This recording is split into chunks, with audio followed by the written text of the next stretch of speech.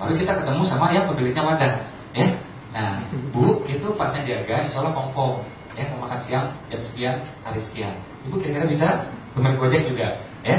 Itu Pak Sandiaga dengan pemilik wadah mau. Mas gimana, mau ikutan nggak? Insya Allah mau, udah nggak? Yang belum kaya siapa? Kita, ya. Berempat makan, jadi kumpulkan 3 orang kaya.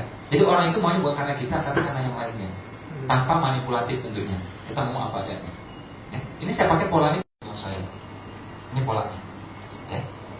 Masuk akal? Masuk akal? Sesuatu yang masuk akal biasanya gampang masuk kantong. Betul? Nah, itu. Ada nggak yang dirugikan dari 3 pihak ini? Ada nggak? Enggak. Mas Sandiaga untung? Untung. Yang punya wadah untung? Untung. Kita untung? Untung. Siapa yang rugi? Yang nggak ikut training ini, ya. Nah, yang nggak beli DVD-nya, yang nggak beli DVD-nya sudah rugi gitu, ya. Nah, jadi kumpulkan 3 orang kaya dan di tempat pilihan mereka, jangan pilihannya kita. Kita mungkin biasanya makannya di pinggir jalan mana gitu, ya. Atau mungkin di restorannya juga masih yang McD, AW gitu. Mereka beda. Mungkin di restoran di Hotel Mulia, Marriott dan seterusnya gitu, ya. Nah, ikutin yang pilihan mereka. Ya. Oh, tapi kan keluar duit Pak. Nah, ini pakai rumus berikutnya. Anda harus tahu diri, miskin atau kaya. Kalau miskin, nih anjurannya.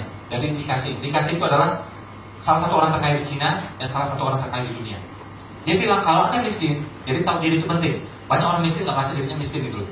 Ya, kegeeran aja dia. Ya. Zaman saya miskin pun ya, itu saya kalau masuk sebuah tempat menurut saya itu penting, saya akan berada di depan. Saya masuk rumah ibadah juga berada di depan. Ya. Kayak gitu. Saya perlakukan diri saya sebagai VIP. Ini istimewaannya satu orang seperti itu. Super VIP. Ya. Ngapain saya duduk gak jelas seperti itu? Kalau saya kayak gitu, saya berhak mendapatkan tempat yang terbaik. Nah, gimana caranya mulangkan? Kalau enak, ya, ini jangan maunya yang susah-susah terus. Cari murah, bisa murah, ini murah semua itu kan. Makin susah hidup Anda nggak keluar dari dimensi itu. Dan kebanyakan orang pas lagi rugi, ya, lagi bankrupt apa ya, dia makin susah dirinya gitu. Ya, lampu dimatiin, listriknya dihemat gitu ya. Nah, itu makin susah dirinya. Anda berada dalam dimensi susah. Harusnya Anda keluar dari dimensi itu. Mood itu masih di Anda yang ngatur. Jangan kayak gitu. Ya, Anda jalan-jalan misalnya. Mana yang Anda suka? Ke pantai boleh, ke mall boleh. Kan jalan doang, nggak pakai duit kok. Ya, mau keluar duit juga boleh. Cari aja yang murah. Anda beli es krim paling juga 10.000, ya kan? Anda harus keluar dari dimensi susah itu. Itu penting banget. Ya. Karena ada pikiran, ada perasaan yang lebih menentukan. Walaupun perasaan itu asal dari pikiran juga gitu. Nah, cara cepatnya langsung otak-atik perasaan yang cepat. Dan perasaannya gampang diolah. Jangan mau terpengaruh oleh keadaan, oleh cuaca, oleh macet. Jangan mau seperti itu. Terpengaruh oleh makian orang lain. Ngapain coba? Dia yang maki, mulut-mulutnya dia. Kenapa hati kita yang diganggu coba? Hati punya kita loh. Ya. Nah, itu bisa dipengaruhi dengan apa? Dengan pemilihan kata-kata, gerakan, ya, pakaian, lagu itu bisa. Ini tips simple ya, agar kita tetap termotivasi, ya. Itu gerakan bisa. Maka tadi saya bilang harus bergerak. Anda lagi sedih gitu ya, habis ditolak sama calon mertua misalnya gitu ya. Yes, simple. Makanya dianjurkan di sini pakai kemeja, pakai itu semuanya. Itu muncul perasaan berbeda. Gak percaya coba, Anda pakai baju tentara coba. Pakai lapis tentara, pasti perasaan itu tegaknya luar biasa. Nah, ntar ganti baju koko, orang yang perasaan kayak soleh. Ganti lagi coba, pakai kaos, celananya agak sobek-sobek dikit misalnya gitu. Sepatunya cat, orang yang perasaan muncul. Jalannya udah beda ya. Coba. Ya, jadi dari luar itu bisa mengaruhi dalam. Ya, idealnya dari dalam mengaruhi keluar. Ketemu ya cewek baru dari jarak 2 km sudah ditolak gitu ya. Pakai baju terang. Dengerin lagu yang beatnya cepat. Jangan lagunya malah cengeng-cengeng. Lagu cengeng itu mengurangi endorfin di otak. Ya, serotonin di otak. Makanya akhirnya bad mood, pesimis, penyakit si miskin. Dipindahkan. Beda harganya. Manusia juga sama kata Kusufit. Ya. Sehingga kalau dia di tempatnya nggak dapat mangsa dia. Begitu dia hijrah, dapat mangsa dia. Busur kalau tempat aslinya nggak ada nilainya dia. Tapi begitu dia bergerak, ada nilainya dia. Ya, itu kata Imam Syafi'i. Makanya dia bilang orang-orang yang tidak mau hijrah, tidak mau merantau, katanya Imam Syafi'i bukan kata saya. Itu orang-orang yang pemalas, nggak mau maju katanya. Bukan kata saya. Jadi mesti hijrah. Makanya Nabi itu hijrah berkali-kali ke Taif, ke Madinah, ya, bukan sekali.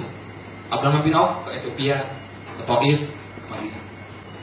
Dan menariknya hampir semua nabi itu ternyata merantau. Betul? Semua nabi. Bukan hanya Nabi Muhammad, semua nabi. Ini underrated. Ya. Atau apa? Cara lebih gampang lagi, Anda ke bank. Kemana? Bagian kredit. Bagian apa? Kredit. Tanya yang macet atau yang mau macet. Mereka daripada disita, jualnya murah. Apakah Anda zolim? Tidak. Wong dia mau buat kita. Dan kalau kita beli itu, kita nolongin 50% masalahnya dia. Kalau kita nggak beli, dia makin masalah hidupnya. Ya? Jadi boleh. Insya Allah saya udah pelajari hukumnya, itu legal, halal. Ya. Jadi nggak rumit carinya, ada itu. Di bagian bank, di bagian kredit, cari yang mau macet atau yang sudah macet. Nah itu biasanya bisa dibeli under value 40% lebih murah atau 50% lebih murah. Kalau Anda lebih rajin, Anda cari gedung kompleks, selalu ada statistik mengatakan KPR yang macet itu pasti ada. Nanti lihat aja tuh, yang dalam pengawasan, dalam ini, udah itu. Anda cari tahu yang punya, tawar. Kalau mau cara gratis gimana? Anda kawin sama yang punya. Udah.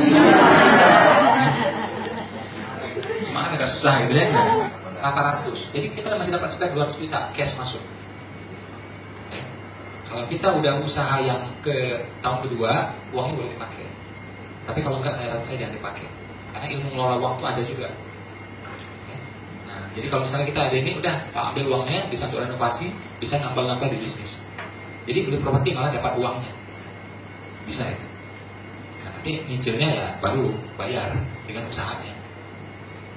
Oh, tapi kalau nanti bisnisnya nggak jalan gimana Mas Ibu? Sita aja beres. Uang dulu sebelumnya belum punya properti itu, nggak, disita pun nggak masalah, simpel banget. Ya tuh, ini simpelnya gitu aja. Jadi tidak ada yang los-los banget tuh nggak ada. Ya, yang los-los banget tuh nggak ada. Masuk akal? Kita untung? Yang kita take over untung? Bang untung? Siapa yang rugi? Itu habis ikut training makin pintar. Ini kan naik turun. Ya. Saya juga sarankan ke teman-teman, kalau untuk tabungan pendidikan, untuk umroh, itu nabungnya pakai emas saja.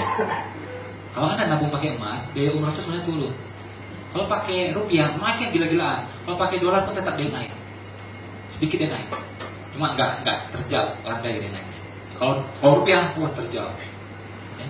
Umroh yang saya dulu bayar cuma 17 juta, sekarang yang setara itu ada udah hampir 30 juta. Ya, itu sekitar 5 tahun. Nah, tapi kalau Anda nabung emas, biaya umroh itu turun sebenarnya. Karena emas itu yang naik. Oke? Makanya Nabi bilang 1 dinar zaman dulu pun ya, dengan sama emas zaman sekarang, dapat kita hewan kurban yang sangat-sangat baik, sama nilainya. Karena nilainya dia tetap. Nah, itulah fungsinya emas, menjaga nilai, bukan melipat gandakan nilai. Nah, kalau kita pengen invest di emas dan selalu untung, macam-macam strateginya ya, yang saya bilang bisa diterapkan oleh semua adalah, kalau strategi kita pakai adalah cost averaging, ya, tiap kali terima uang, misalnya gajian bagian karyawan atau profit, setelah terima uang, H+1-nya itu langsung ya 5% sampai 10% dibelikan emasnya. Nanti dapatlah cost rata-rata, namanya itu cost averaging. Nah, kadang-kadang kita terbeli mahal nggak masalah, penting disiplinnya. Karena apa? Dalam jangka panjang ya dia akan naik terus. Walaupun tiap bulan itu turun, tapi jangka panjang dia akan naik. Ya, itu strategi yang insya Allah relatif lebih aman dan pasti untung.